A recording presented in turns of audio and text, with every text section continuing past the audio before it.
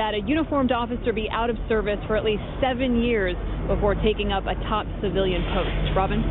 So that's one post. What other hints is Mr. Trump dropping about the Secretary of State?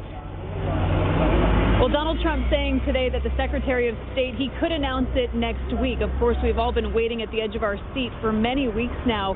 One of the leading contenders, Mitt Romney, Donald Trump talked a lot about this morning. He said that they have kind of come to terms in the past few weeks. Mitt Romney has had 2 sit-downs with the president-elect, the one most recently happening at John George Restaurant just a few blocks from Trump Tower.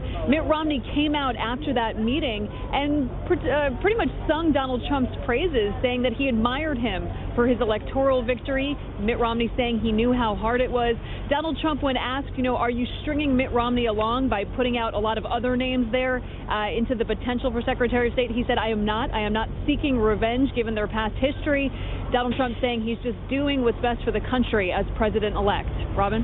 Thanks so much, Jessica Schneider there outside Trump Tower. Thank you. Meanwhile, Trump is taking flack over his newly named National Security Advisor. Retired General Michael Flynn has spread conspiracy theories and Islamophobia. And as Jim Sciutto now reports, Trump is under pressure to cut ties. Up here for Donald J. Trump to be the next president of the United States. He's tapped to be President-elect Trump's closest advisor on the most sensitive threats facing the nation.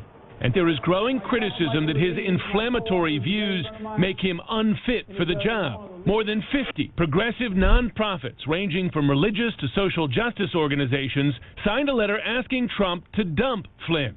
Islam is a political ideology. It is a political ideology. It definitely hides behind this notion of it being a religion.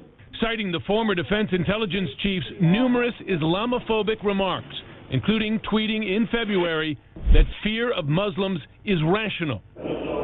Vice President-elect Mike Pence praised Flynn on CNN.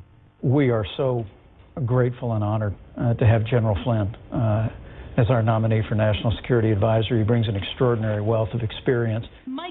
But the groups also raise more substantive allegations. On one occasion, while overseeing intelligence in Afghanistan, former government officials tell CNN that Flynn shared classified information from another agency with Pakistan.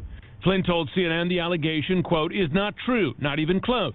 But the incident led to an informal reprimand, though no charges, officials tell CNN.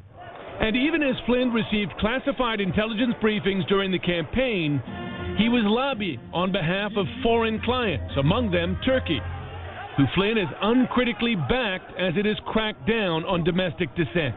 Trump's transition team told CNN last month that Flynn's dealings with Turkey were within his rights as a private citizen, and that Flynn would sever ties to his consulting firm when he is part of the administration. I've had people in the media, mainstream media, that said, that's all a conspiracy, it's a lie. In his public statements, Flynn has repeatedly dabbled in conspiracy theories. Just 1 week before the election, he tweeted, quote, you decide. NYPD blows whistle on new Hillary emails. Money laundering, sex crimes with children, etc. Must read, end quote. Allegations that remain entirely unsubstantiated. Flynn's son, Michael Flynn Jr., who served as his aide, has been a leading proponent of a bizarre fake news story alleging that a D.C. pizzeria was home to a child sex ring visited by Clinton campaign staff. The story led an armed man to enter the restaurant this weekend, he claimed, to investigate the allegations. He was arrested only after firing several shots.